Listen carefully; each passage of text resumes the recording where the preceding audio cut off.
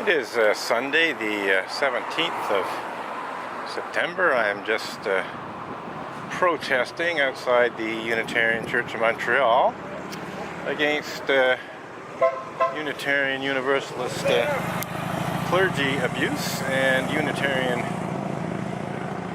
Universalist... What?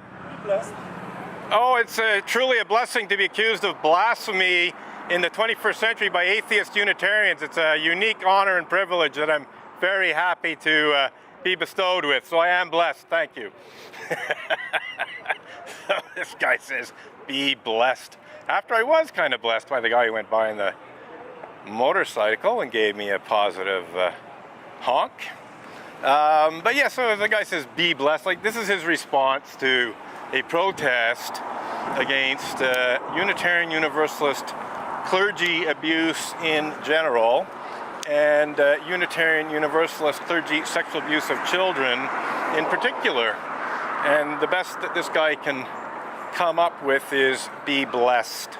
You know, this is just a typical kind of dismissive kind of response. I mean, I'm not taking this as a positive response. You know, when it comes from someone who's either a Montreal Unitarian or another Unitarian Universalist or you know, coming out of a service at the Unitarian Church of Montreal, it unfortunately is a kind of psychological denial, you know, so that's essentially what it comes down to, is the guy sees my protest against Unitarian Universalist clergy abuse and more specifically the sexual abuse of children by Unitarian Universalist ministers and Unitarian Universalist Sunday school teachers and Unitarian Universalist lay people and so on, and his response to it is be blessed. I mean, yeah, I could take it as being sincere,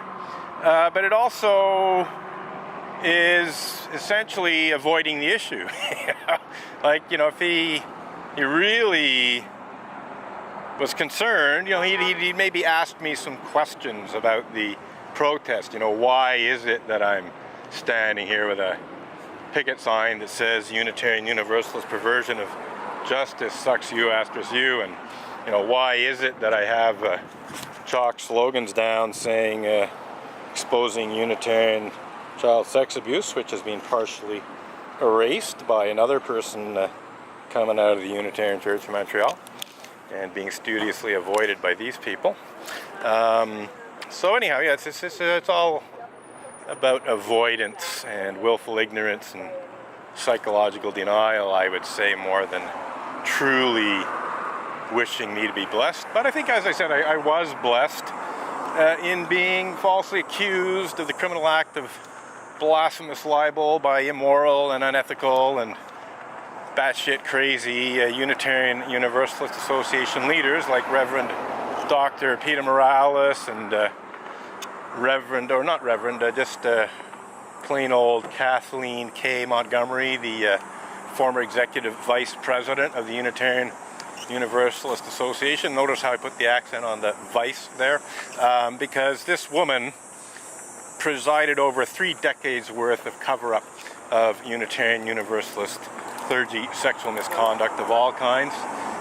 There is evidence which strongly suggests that she and the UUA tried to conceal Reverend Mac Wallace Mitchell's rape of teenage Tibetan refugees at the time when the victims first reported this. There is evidence which strongly suggests that the Unitarian Universalist Association attempted to have Reverend Mac Wallace Mitchell's victims sign confidentiality agreements which would have silenced them before they went to the police and reported the rapes that they had been subjected to. And even if that didn't happen, Kathleen K. Montgomery certainly presided over 3 decades worth of other, you know, denial of any wrongdoing and protecting the ministers and basically bullying and intimidating clergy abuse complainants. And she most certainly had to have had a major role in the Unitarian Universalist Association's borderline criminal false blasphemous libel accusation against me, because Kathleen K. Montgomery, in her capacity as the executive vice president of the Unitarian Universalist Association, was charged with coordinating the work of the legal counsel of the Unitarian Universalist Association. So she would have been involved in coordinating the Canadian attorney's false blasphemous libel accusation against me, to say nothing of the other false accusations he brought against me in a arrogant and aggressive cease and desist demand letter that I was served with in June of 2012. So yes, Kathleen K. Montgomery is a major part of the problem. Reverend Dr. Peter Morales, in his capacity as the president of the Unitarian Universalist Association, obviously had at least an approving role in this. You know, he allowed it to happen at minimum, and when it did happen, and when I pointed out to the Unitarian Universalist Association that the blasphemous libel accusation was completely and utterly false, and they could have zero possibility of having me convicted of blasphemous libel for blogging about Reverend Mac Wallace Mitchell and Richard Buell and so on.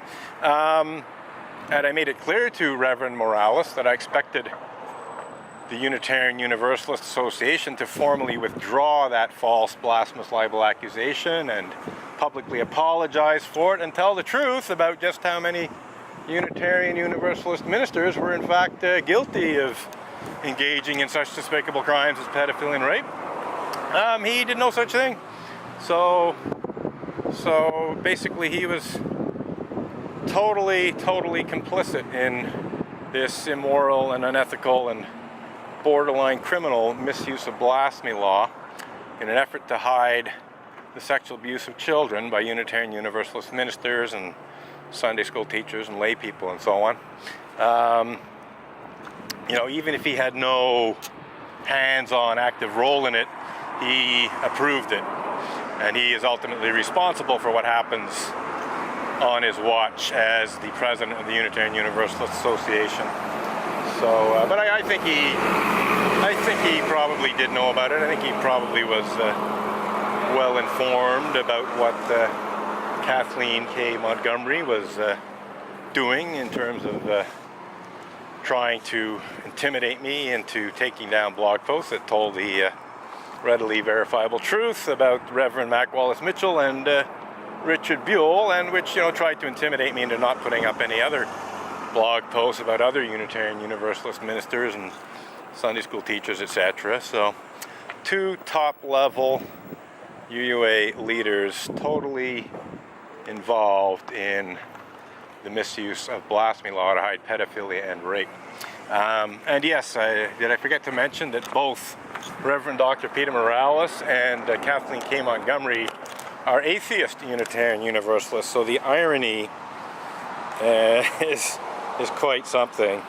So yes, atheist U*Us, also known as atheist Unitarian Universalists, are accusing me of blasphemy because they have yet to formally withdraw their false blasphemous libel accusation against me. And I made it very clear to the Unitarian Universalist Association's Canadian attorney, Maitre Marc-André Coulombe, that until such a time as he and Stikeman Elliott barristers and solicitors and the Unitarian Universalist Association formally withdrew their false blasphemous libel accusation against me, that I would consider them to be standing by that accusation. And I haven't seen them withdraw it. I haven't seen them apologize for it. And I most certainly haven't seen the Unitarian Universalist Association publicly disclosing the truth about just how many of its ministers, to say nothing of just how many of its Sunday school teachers, are in fact guilty of engaging in such despicable crimes as pedophilia and rape, to say nothing of other serious sexual misconduct, you know, sexual assault and extreme sexual harassment and so on. So yeah, basically, as far as I'm concerned, atheist UUs, which could be interpreted as atheist asses, are accusing me of blasphemy right now, right at this very moment, because they have not withdrawn their false accusation of blasphemous libel against me. So it looks like things are pretty quiet in terms of people leaving the Unitarian Church of Montreal. So I think I will be wrapping this up soon, but I'm glad I took a few extra minutes and was able to further explain this protest, which has been going on for quite some time now.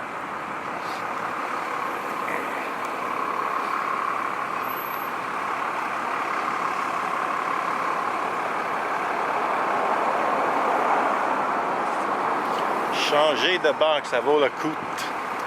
So change banks, it's worth the expense, as it were. Might be an idea to change churches too for some people.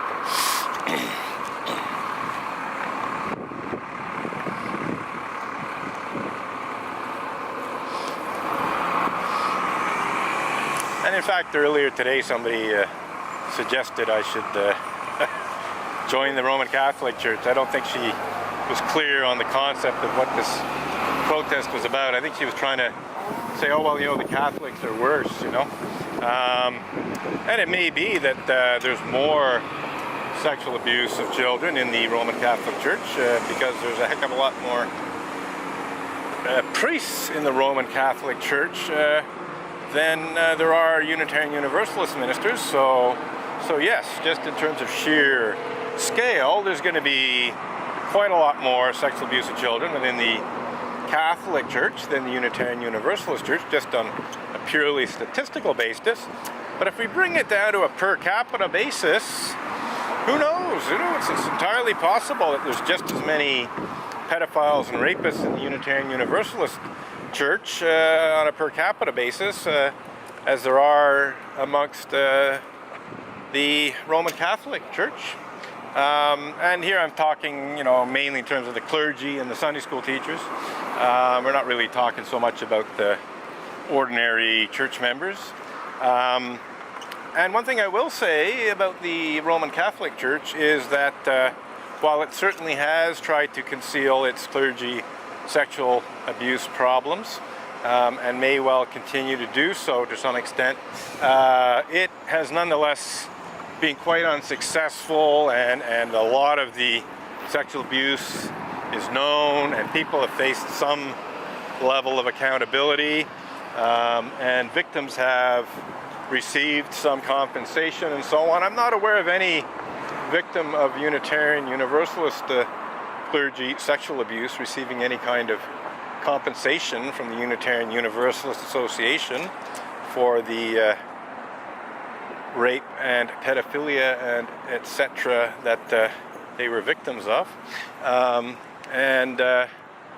While yes, a few Unitarian Universalist ministers did in fact end up in jail, it was basically in spite of, not because of, the Unitarian Universalist Association. There's evidence which suggests that the Unitarian Universalist Association tried to protect its ministers, still tries to protect its ministers from criminal charges and so on. They can't always do it, obviously. Sometimes someone is caught in a situation that they cannot be protected from, such as Reverend Ronald Eugene Robinson, who was recently recently arrested and charged with accessing child pornography on the internet, and actually, some pretty lurid details there. We'll save those for some other time, but there's serious stuff in terms of what Reverend Ron Robinson, also known as Ronald Eugene Robinson, was involved in. Pretty nasty stuff. And He pleaded guilty, which is probably a pretty good idea, and he was sentenced to 57 months in jail. And he will be a registered sex offender for at least a decade after he gets out of jail, assuming he does get out.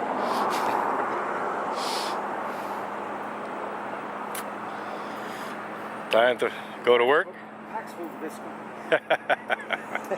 Catch you later. So I just got a blessing. This time one I'll take. He said tax something or other and gave the sign of the cross kind of thing. So, and he meant that, like, this guy, he's seen my protest before, we've talked about it. So he knows what's going on. So he was sincere in his somewhat sarcastic blessing. I mean, I don't think he's a devout Catholic or anything like that, but nonetheless, I think he was giving me a sincere blessing from him for my protest here against Unitarian Universalist clergy abuse. So anyhow, I think we are going to wrap this up pretty soon. Lots of cars though. It's more and more car traffic here, I think as a result of construction on the Turcotte interchange. So that means a lot of cars see these signs. I think I might actually have to make some updated signs. Well, the other thing too is they're not going by that fast because there's so many. There's a bit of congestion, so they got more time to read the signs that are a bit more wordy. I mean, the one on my right hand has only 2 words on it that can be seen from probably a couple of 100 feet away and read properly. But you know, some of the other ones have 4, 5, 6, 7 words on them. And you know, when traffic's like this, you know, people do actually have time to read the longer statements. So I think I might actually put a more specific slogan in my left hand than what I got right now, which says